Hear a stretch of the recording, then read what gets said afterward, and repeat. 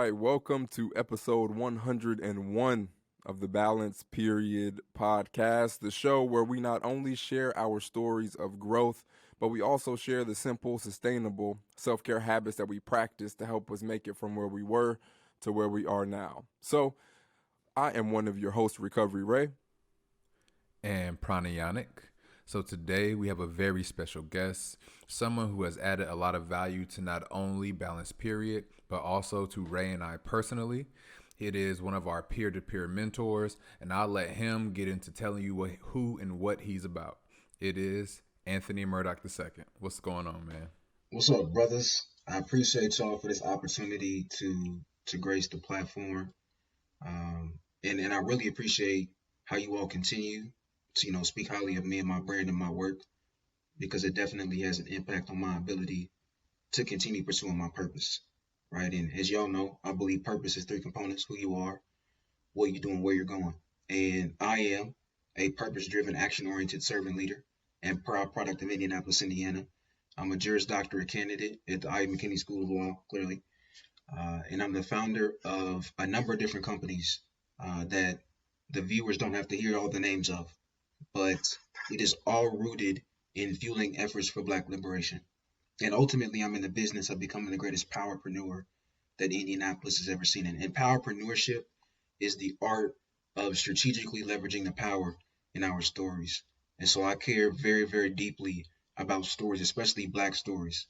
And I think it's when we leverage the power in our stories, even when it gets gory, that it leads to profit, surely. And that profit that I'm talking about is not about the change in my pocket, but about the change that we can make in our communities. And that engaging in the leveraging of our social capital is how I believe that as a community, we make it make sense so that we can make sense, and that sensational impact all across our senses. So again, I appreciate y'all, brother, so much for this opportunity to grace an incredible platform and to engage in a very intentional conversation.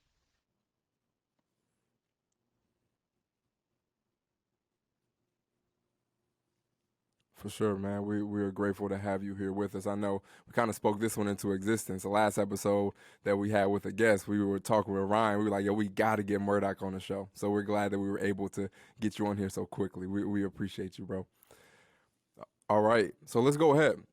Now is the time for you to kind of give us a little bit of a background. Give us a background of your journey of growth, and ultimately we're gonna make it to last year. So this time last year, but coming up to March of 2020, what was going on in your life? Yeah. And it's so wild to even think about a year ago was March of 2020.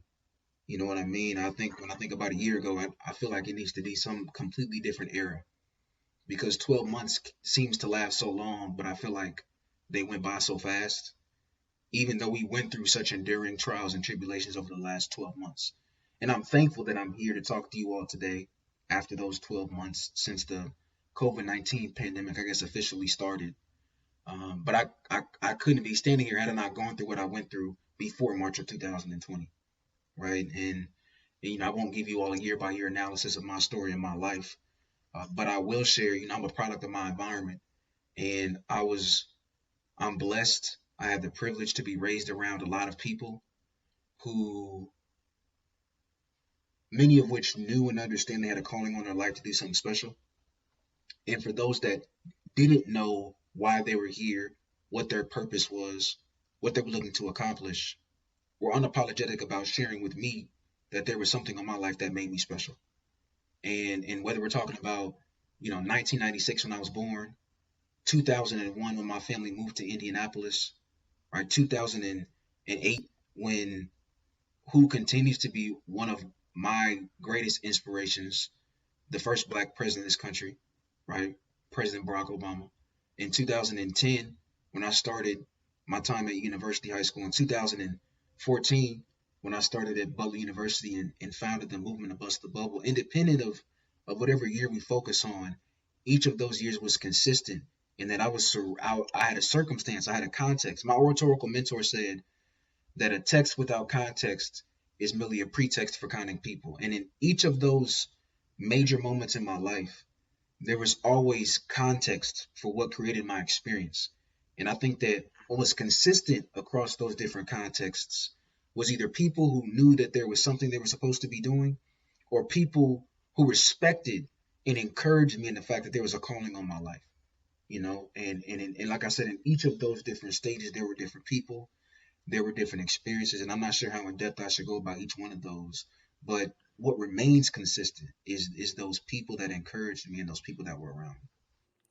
That's a powerful point that you just made there. You are a product of your environment, just like we are a product of our environment. So it's definitely important for anyone listening to be mindful of who you share your energy with on a consistent basis, because ultimately that will influence the quality of your life and ultimately who you become, right? Because we end up becoming who we surround ourselves with.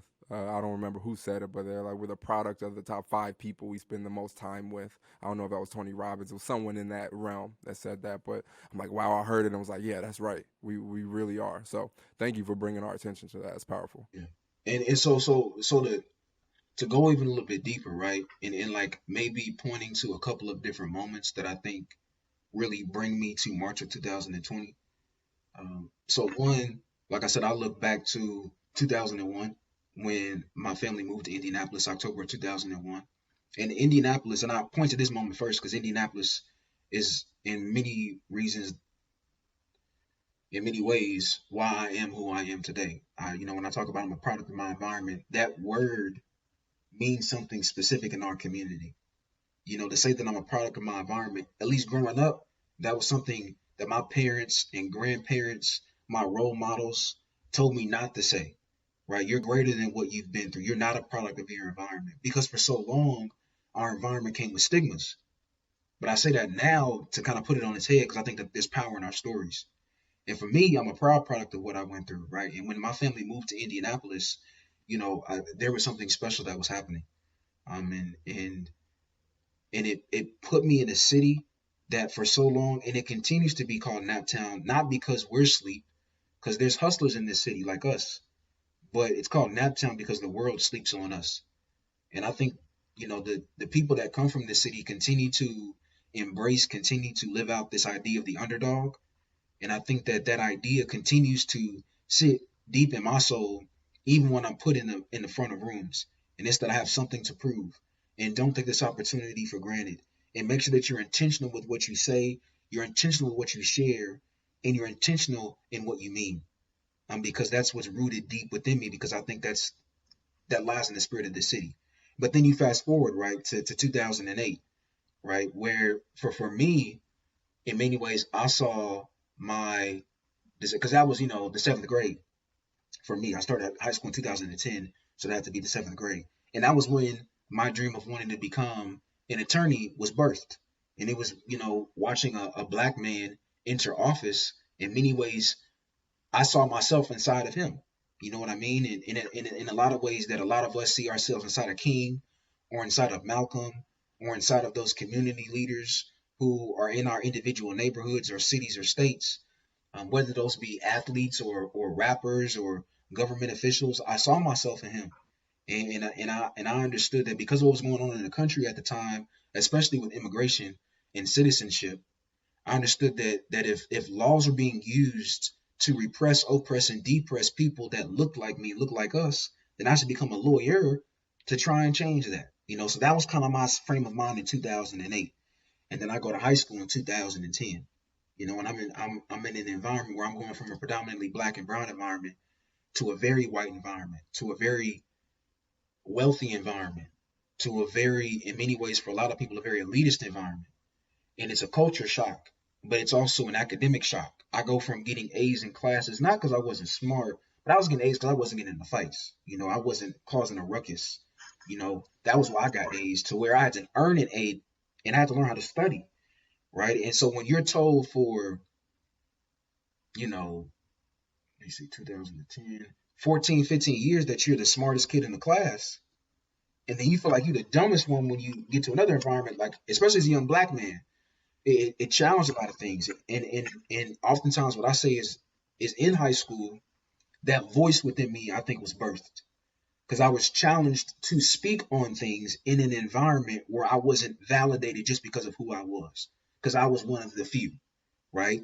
And then that gives precedent to 2014, right? We understand the Black Lives Matter movement started in 2013, but in 2014, there were campuses across the country, right, that literally engaged in demonstrations that shifted and changed institutions in ways similar to what we saw in the anti-apartheid movement in the 90s, to what we saw with the Student Nonviolent Coordinating Committee in the 1960s, right? Like genuinely effective, not incremental, but systemic change and disruption being made on campus by these Black students. And that's what we saw.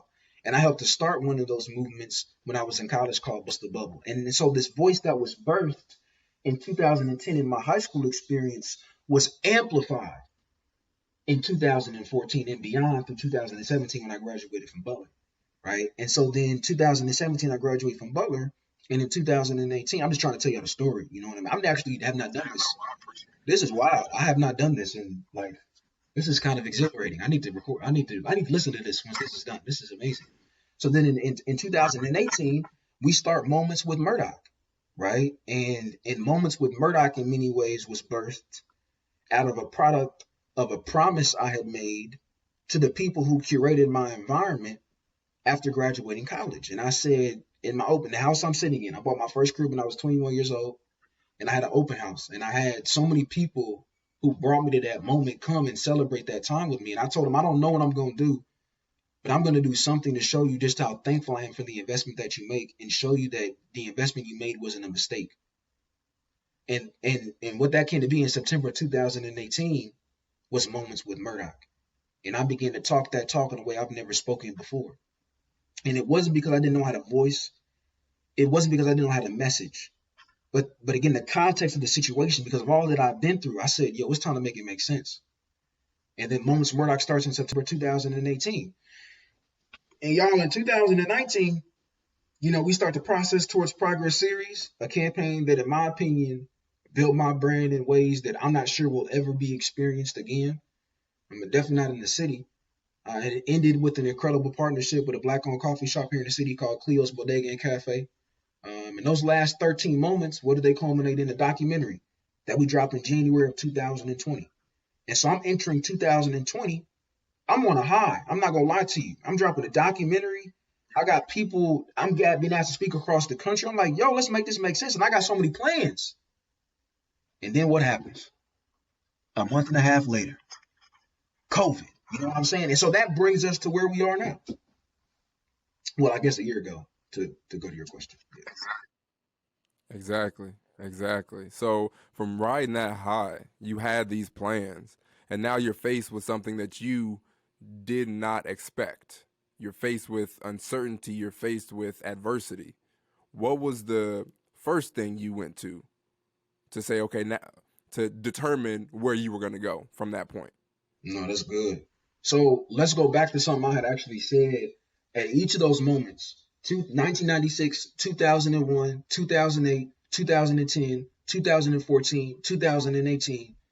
Now we're in March of 2020. I told you, each of those moments, I was either surrounded by people who knew what they were doing, or I was surrounded by people who may not have been clear about their path, but knew I had one.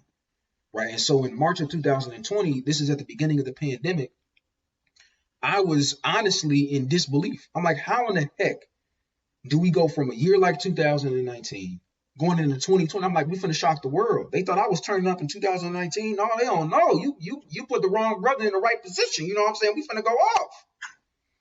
And yo, like everything about my planning, and I'm a planner, as y'all have come to know, like everything about it drastically like went to trash. And so for a moment, I was like, I was in shock. And then, like I do, and I think this is a trigger response, I really started to do things, and I wasn't planning, and one of the markers, one example of this was I tried to fit physical events into a virtual space. And part of what you all are even doing with a platform like this is understanding that there is nothing like being able to be in a room with a group of people that you love and that appreciate, that come around. You can't recreate that. But what you can do is create an incredibly unique virtual experience. And so part of what I had to learn was that lesson. I had to learn to create a virtual experience. And thanks to people that were around me who saw other young Black folks across the country creating these virtual experiences immediately after the pandemic, it showed me that I could do something like that here in the city. And so we started something called Indie CareCon. And so in March, we raised $1,000 for Black businesses here in the city in 6 hours. It was a 6-hour conference. We had 7 different panels, like 40 different panelists. Everything was Black owned. And we raised, a stack for a Black business in the city literally a month into the pandemic. And this was when major community organizations, other entities were, companies and corporations were just confused on what was going on. And young Black folks from across the city came together to try and cure Corona with this community, right? And raise money for the city in the process. And so to answer your question, that was my response. That's what I went to. I was confused. It was a trigger response to begin doing what was natural. But when something supernatural happens or something extraterrestrial happens and you try and do what's normal, you're not going to get the response. But thanks to the people that were around me, they inspired me. And that inspiration led to execution and action, which led to, in that moment, some kind of a remedy for the situation. Yeah, which speaks volumes to what you have been talking about up until this point, being a product of your environment, getting that inspiration to take action and execute. Because when you broke down where you've been up until this point, that's what happens. You take action. You begin to work within whatever your purpose is in that moment. And ultimately, that helps you continue to grow and expand into who you are today. So that's an amazing point. Action, taking action and then executing is definitely a huge point. But yeah, bro, that's it's interesting that you brought up your transition from a predominantly Black school to predominantly white. I went to like 9 different schools before I graduated high school, and the one of the biggest changes was senior year. I left from South Bend Riley, which is predominantly Black, to Noblesville, which is predominantly white, down here in Indy. So that was a huge shift. But before then, I was at a predominantly Black school, and then I got homeschooled for like 6 months, and then I went to a school where I was one of 5 Black people. So I've experienced it a couple times, and yeah, bro, it is a lot different. It's a different experience going from one to the other. Same with education. I was in the top 5% of my class. I might have been in the top 2% of my class in South Bend. Coming down to Noblesville, I was still in the top 10, but it was different. So it's interesting that you experienced something similar. Yeah, for sure. I was born in South Bend, bro. For real? My dad too. Yeah, my whole dad's side of not entire, but yeah. Mm-hmm. Pops was born in South Bend too. Okay. My mom Yeah, went to that's where we grew up. my mom went to Notre Dame. Okay. Yeah, small world. It sure is. So we're in 2020 right now. You made the pivot. You started to take action. You're executing. So let's talk about some of the habits that you're practicing at this time. What is helping you to stay aligned, right? To keep your purpose and the actions that you're taking to contribute to that purpose aligned during this time? So that's an incredible question. So at this point, in 2019, we did, and I keep doing this. You asked me a question about a date, and so I go back like 6 months. But again, it's that context piece, right? So in 2019, a brother told me, and I went on to say this so many times, and I'm mentioning it now because it was during this time of, double pandemonium, where this principle, I think it really, really took effect. And he said, and it's actually one of the primary reasons why time management is one of the 3 pillars of powerpreneurship. And he said that we have to schedule according to our priorities. Do not prioritize according to your schedule, right? So what happens is some of us have the privilege of being able to work from home, right? Everybody, that's something we have to acknowledge in a lot of these conversations. Like, people say everybody was at the crib. No, like some people were out there working in a pandemic with no mask, because it wasn't like the masks were as globally distributed as they are now. And we're having to weather the 2 pandemics of our present unmasked because they had to provide for their families. You know what I mean? Like, and that, so everybody didn't have the privilege of staying home, but I did. I mean, and I'll talk about the summer in a second because that dramatically shifted for me And the summer of 2020 was, one of the wildest times of my life. But at that point in time, I'm at home and I'm realizing how much time I spend driving. I'm like, sheesh.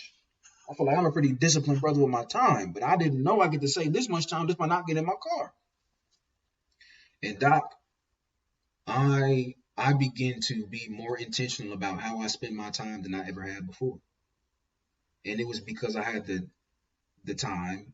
I know it sounds redundant, but I think it's just driving the point home to do so. And so you talk about what kind of habits was I developing.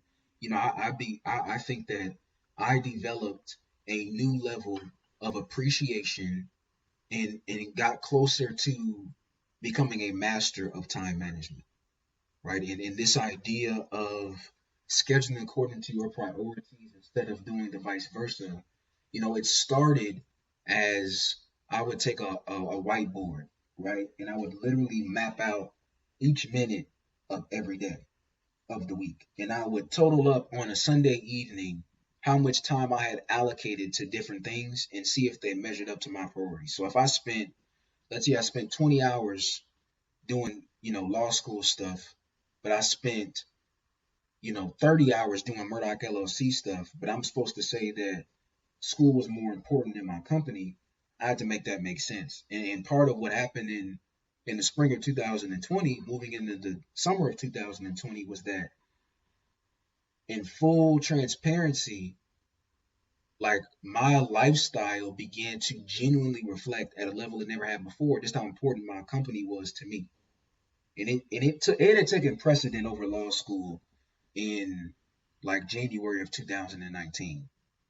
But there was a mindset shift that I went into the spring of 2020 that I didn't know, but in hindsight, I understand was preparing me for what was to come in the summer of 2020, which would prepare me for what I was going to do in the winter of 2020 to put me in rooms like this in 2021. And so when you think about like what kinds of habits was I developing, there were likely a number, but I think the one that informed, the one that influenced the rest of those habits the most was developing a deeper understanding, a deeper devotion, and a more intentional practice to get to that mastery of time management.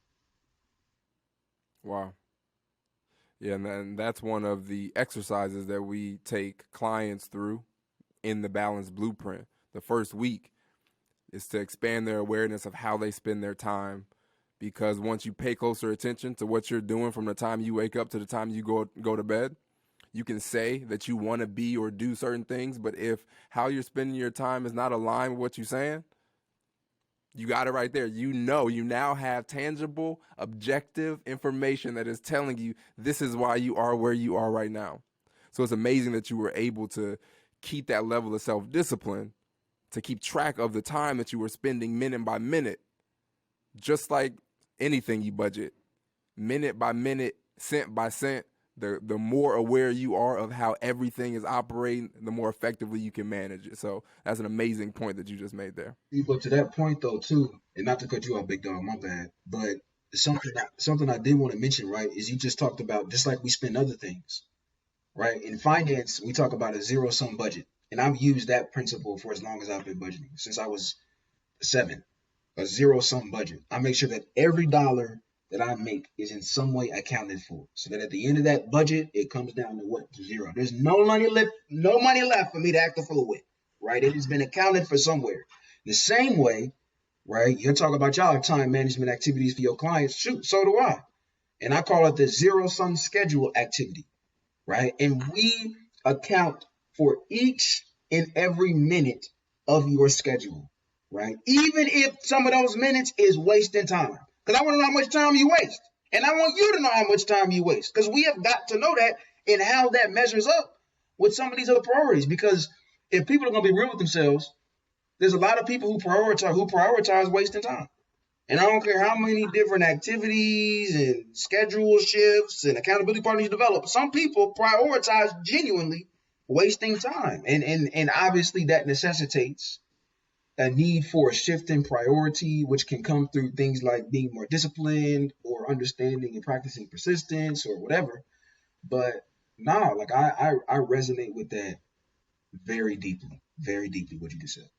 So I have a question for Murdoch. So as you talked about your journey and how you've pulled yourself through and surrounded yourself with people that have helped you get to where you are, was there ever a time that you dealt with self-judgment at all? I know for myself at some points and for a lot of people who are on the journey of creating themselves and the life that they desire, self-judgment is something that consistently creeps in.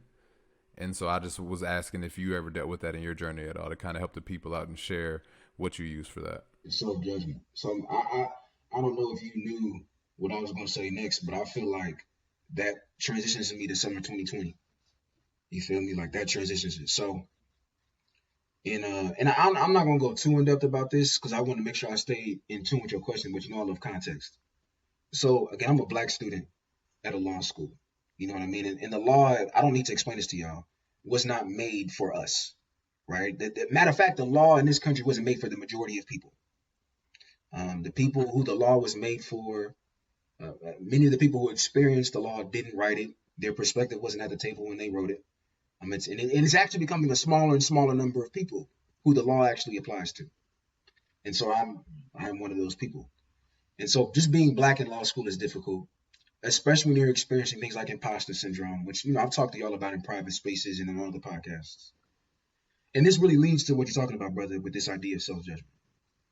And so, in the middle of these two pandemics of our present, I'm coming off this high in 2019 that really just I go from cloud 9 to no clouds. You know what I'm saying? It's like just no clouds at all. Very sober. There's a lot of questions. At a matter of fact, I think more than any other time in my life, I have more questions than answers. And what I didn't know, what I forgot, I shouldn't say didn't know, but I forgot was that it's in the moments where you have more questions than answers that you're actually getting closer to wisdom, right? Because wisdom is not knowing how much you do and how much you don't. So I was in this moment of questioning, and that self-judgment is what crept up. So in retrospect, to the people listening, I'm going to tell you, in those moments where you have more questions than answers, you're actually going through a bona fide learning experience. You're becoming closer to the dream that you imagine when you have more questions than answers, because you're finally putting yourself in a position to learn something, right? And so going into summer of 2020, brothers, y'all, I had not only to have more, I had more questions than answers like the rest of the world, in the spring. But I was asking myself questions in the summer of 2020 I never asked myself before. Things like, how am I going to pay for school? I couldn't go to school. There was a period of time for like 5 months. And again, granted, I tried to drop out my first year of law school, like I think everybody does, because that's a ridiculous experience. But there's a difference between you not wanting to go to school because you feel like you're not fit, to where you can't go to school because you quite literally cannot afford it, right? Like that's a different kind of a barrier. And I'm a hustler, you feel me? That hustler spirit lives inside of me. But y'all, I ain't had a bread. And so I literally, and this all goes to your point, Doc. I was working a full-time job at Amazon during COVID, the night shift. I was working during the day at the law school with the same job I had since March of 2019. As I was building businesses as if none of this was happening, because we came off of this high from the documentary and people had expectations. That was my summer. I was literally doing 80, 90-hour weeks in the heat of a pandemic, the heat of two pandemics, and was broke. But I'm supposed to be the brother with the answers because you had the nerve to part of the documentary, so I want to hear you confused, brother. You confused what you got a documentary for. You know what I'm saying? And here's the thing, bro. You talking about self-judgment. Wasn't nobody telling me that. I probably got more encouragement in those 5 months than I got at the whole of 2019. But me, I was fighting battles no one could see. And so when you talk about how did I get through that, here's what I want to tell you, Doc. It goes back to something else that y'all had asked me. This whole podcast, I've been telling y'all that each in these moments of my life, there was someone, something, or my own personal purpose that gave context to that particular experience. Y'all, when we begin to lie about the fact that this moment that we're feeling is special, what oftentimes is actually happening is you are getting close to missing out on an opportunity that's going to build you for a future opportunity. So I want y'all to think about it like this. Imagine if we come off of the high of the documentary of January of 2020, the pandemic hits, and instead of me submitting to the inspiration of those around me who cared for me to begin creating again, I became lost in the slump of the pandemonium. Summer 2020 was coming regardless, brothers. And as ill prepared as I felt I was for summer 2020, the fortitude I developed in those 4 months preceding helped me to endure and survive summer of 2020. And if I hadn't endured and survived by the grace of God, because that's really all it was, mercy, grace and mercy. Summer 2020, y'all, what the fall would have looked completely different. Would have never been in a situation with Toyota, would have never launched the Speakers Bureau. You and I, right, you and I wouldn't have met. I mean, there would be no Circle City Storytellers. There would be no Speakers Bureau. You see what I'm saying? If summer 2020 hadn't happened and led to the fall, and those experiences hadn't shifted, y'all, I went full time in November of 2020. Here's the trippy part. I made a promise to myself, and I'm bringing it to this self-judgment piece. I just, it's the context, you know what I'm saying? That'd be crucial. Because I want people to understand that, like, what's happening in your life is not on accident is what I'm saying. Like, you're talking about how do you deal with self-judgment. Understand that what's happening right now is not an accident. And here's my affirmation for that. In 2018, at some point in 2018, I told my girl, I said, yo, in 2020, I'm going to end that year self-employed. I don't know how I'm going to do it. I don't know how it's, but at the end of that year, and I just said that to motivate myself. I fully did not believe I was going to do it, but I did know about myself. Once I say something, I'm going to do it. So when the pandemic hit, again, I had forgotten about this goal, but I definitely didn't have on my mind at the end of the pandemic, I will be leaving my job in the middle of 2 pandemics of our prison. That doesn't make any sense, but that's what happened. And that only happened because of what happened in the fall of 2020. And that only happened because of what happened in the summer of 2020, which I wouldn't have been able to face what happened in summer 2020, what happened in the spring of 2020. And I wouldn't have the gall and the audacity of the spring. That fall would have been so fallacious. That's not a word. But the fall would have been so dramatic. Yeah, that would have been crazy. That would have been crazy. But the fall would not have been as dramatic as it was in the spring of 2020 had it not been what happened in the end of 2019 to start 2020. And that couldn't have happened without, do you see where I'm coming from? And there were moments I had in 2018. The world did not know pandemic. That literally seeds were being planted, not by me, but I think by the people around me, by the God that I serve, to prepare me to grow and sprout out of the ground. Little bitty buds in the winter of 2020. Y'all, so when you talk about when you face self-judgment, when you face, and again, I understand that, you all people will listen to your podcast because they appreciate the stories, they appreciate your perspectives, and they understand that they can be inspired because what you all are speaking about is not the norm. But what I do want people to know is that we are normal people. And we feel more normal than you think. Matter of fact, we feel less than that. We feel weird. We feel like we are not the norm. We feel like something is wrong with us more often than not. And what I'm sharing with you is as extraordinary as the story I just told may seem, know that you're going through something so similar in your own life. And it's your ability to see it from a particular perspective that allows you to be to be able to speak about it with such conviction and say that a seed that was planted, not to my knowledge, in 2018 is what helped me to sprout in the middle of 2 pandemics of our present and has put me on balance, period, in the spring of 2021. Come on now. Man, I feel like what you just described is a perfect segue into this last question that we have for you. Now, as you're talking about summer of 2020, you were working 80-hour weeks. You were everywhere. You were doing everything that you need to make sure you're setting yourself up for success. A workload like that is not sustainable unless you're prioritizing time for self-care. So talk to us a little bit about self-care and how it has manifested in your life along your journey? Absolutely incredible questions. One of the reasons why the summer of 2020, I had mentioned this earlier, it was one of the most difficult, influential, impactful times of my life. I had had a moment like that since the summer before my sophomore year in college. Um, well, I'd probably say my junior year in college, and then before that, the summer before. But again, summer 2020 was just huge. You know what I'm saying? Like there are books to be written about multiple, that is plural, to be written about the summer of 2020. And one of the reasons why is because it's a blessing I made it. And like I said, that's nothing but a product of grace and mercy, because I shouldn't have made it. Again, and I want to be real with y'all, right? We're talking about self-care. Self-care is not an option. And the reason why I say that is because your body will shut down. Like I don't care how mentally strong you are, and you may have the greatest mind in the world, but you will have an incredible mind in a hospital bed. Or you will be rotting in the ground with a great brain.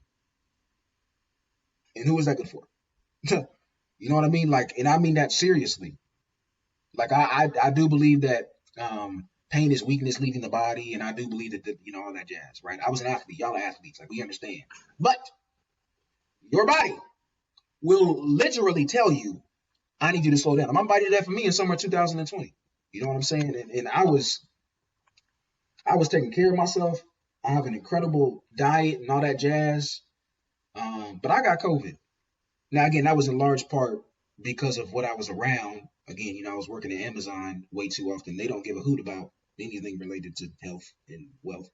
And then also just what you're surrounded by. However, what I'm also saying is that like that was compounded upon, like COVID. What I'm saying is COVID killed people.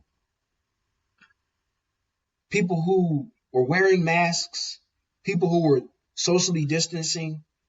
COVID in many ways revealed things in people, immunodeficiencies they didn't know they had. And COVID is what revealed to that, and COVID took their life.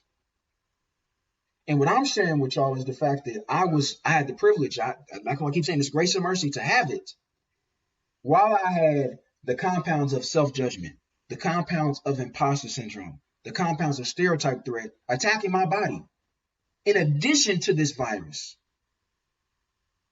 And I'm here. And that's not because of my discipline. That is not because of my fortitude. That is nothing but grace and mercy. Because my body literally, I got a virus. My body literally told me, sit your black behind down. And so what am I sharing with y'all? That the reason why self-care is essential, and then I'm going to give you some things I did, but I had to drive it home. Self-care is important because self-care is what you do so your body doesn't have to do what it's going to do when it's on its last brink. Because then it's not about how strong your mind is. It's about how long your body can last. And at that point, there's nothing new you can do. It's about, I pray that I've exercised, I've eaten healthy enough in a world in which access to healthcare is so small. Prayerfully, I have healthcare around me that's going to be able to pull my body through and do some extra normal things, extraordinary things to pull me through. Because at that point, it's not about how strong your brain is. Like, you have to respect your body. It is literally a temple. And when you take care of self, right? Mind, body, and spirit, shout out to Ryan. Mindfulness, consistency, progressiveness, shout out to balance, period. When you take those instances of self-care, you do what you can to prayerfully prevent those kinds of things. And when you can't prevent them, they help your body to be able to have something, some kind of an extra something to fight in those moments. So what did it look like for me? And I can't say that I had those things in summer 2020, being real with you. But because of what I went through in that summer, which is why I keep saying it's influential and impactful, what are some of the things that I took greater care of and dove deeper into? Before the summer, I was meditating. I started meditating at the top of 2020. And I caught back on that right after the summer ended. Literally, went back to classes. I started meditating that same week because I'm like, I can tell the impact that I had on my life, right? That morning routine, I got right back to that same morning routine. I had deviated from that over the course of that summer because I feel like I didn't have enough time, right? Which is, I'm putting that in quotations. to the people listening. If you don't have enough time to take self-care, that means that you are living to die. And I pray that resonates with somebody. Like if you're saying you don't have time to take care of yourself, that means you are spending more energy preparing to die than trying to live. And what is the point of that? So meditating was crucial. I was born and raised in the church. Prayerfully, somebody can tell that based on some of the language I've said on here thus far. I maintain regular devotion. Actually, I started a prayer group for Black men, literally after I ended the summer. And I did that because I'm like, yo, like this year, I need some divine something, because the way this world is working right now, can't nobody protect me from nothing. No masks, no virus, nothing. Man, I needed something. I need somebody from a different level. So that, and then, you know what I'm saying? I think another thing I say, I go to the gym. I met Ryan. You feel me?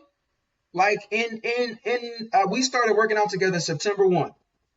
You know what I'm saying? I went on a whole gym literally in August after that summer. When I made it through that summer, by the grace and mercy of God, I said, it's a lot of things we're going to have to change. I got to get back to what I was getting to.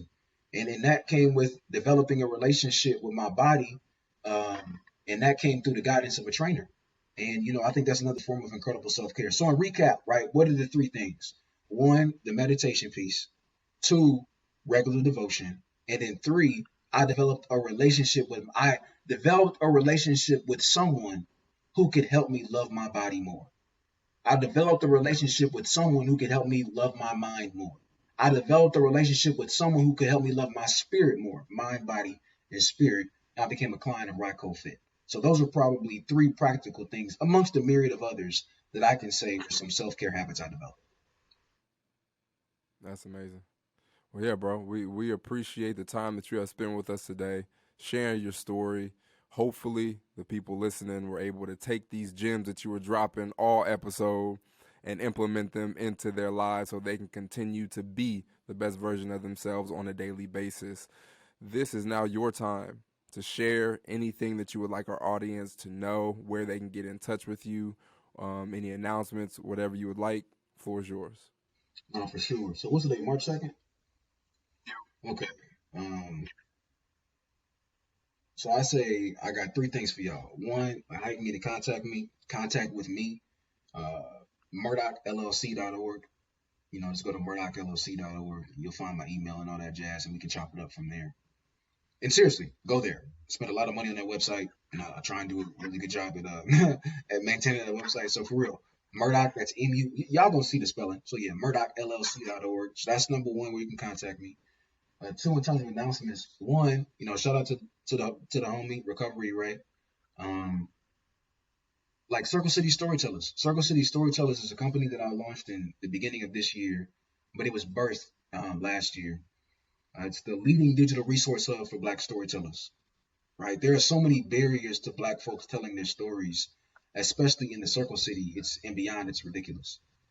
And so if I'm so intent on strategically leveraging the power in our stories, because I believe they lead to the sense, then what am I doing to help eliminate those barriers? And so we're giving folks weekly training opportunities. We're giving folks bi-weekly brand building and community building opportunities.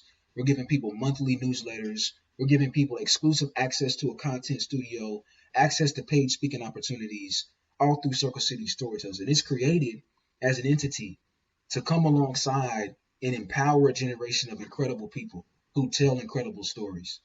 And so that's the first thing I say, like, look into it. Again, if you go to Murdoch LLC's website, you'll see a link to our Patreon account to learn more.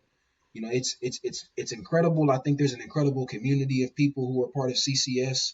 And you also just get, in my personal opinion, just great content on a consistent basis to help you do what you're already doing so incredibly well. So my second shout out would be CCS. Lastly, and I haven't announced this publicly, I think on any podcast yet, so yeah, y'all got an exclusive. So in June of 2021, Lord willing, I'll be opening up a business incubator here in the city called the Make It Make Sense Center. A physical 1,600 square feet. We're going to have storytelling studios. We're going to have a community building space. We're going to have a podcast studio. We're going to have conference rooms. We're going to have phone booths. But more importantly than all of that, we are co-working to community build to tell our stories. And this center is going to be one of so many more in the future, but we're building the first one. It's being built right now. And it's going to open in June of 2021. And in the space, we are literally a generation of side hustlers. You feel me? Like from what you all are doing with Balance Period to how Murdoch LLC and so many other entities I'm involved with, to so many of the people that you brought on this podcast. A lot of us were born, I mean, all of us are born with a purpose, but we've been put in positions to have to almost compromise our purpose for the sake of paying our bills, for the sake of surviving. And we're not even talking about thriving. And so for a lot of us, our side hustles gave us these snapshots into being able to thrive. And the Make It Make Sense Center, again, where we're co-working to community build to tell our stories, was created to empower this generation of side hustlers to grow their businesses, to unapologetically begin pursuing their purpose. And we're going to provide access to marketing resources, legal resources, accounting resources, and so many different programs, including some of which that Balance Period has themselves participated in to help you grow your business, to help you make it make sense. So if there were 3 announcements, be those 3 things. Check out my website, murdochllc.org, for contact information. Make sure y'all become a part of Circle City Storytellers. And 3, in June 2021, less than 90 days away, we're going to be opening the first Make It Make Sense Center in the city that the world continues to sleep on, Naptown, Indianapolis, Indiana. So thank y'all so much for this opportunity, man, for real. Man, we're grateful to have you here. Nick, is there any closing words you would like to leave everyone with? Man, as always, you are already whole. Don't judge yourself and just keep enjoying the journey. Facts. All right, everyone, thank you so much for tuning in today. We look forward to having you tune in for episode 102. Man, this is going to feel nice every time I say 100 and. So thank you all once again. See y'all next week. Peace.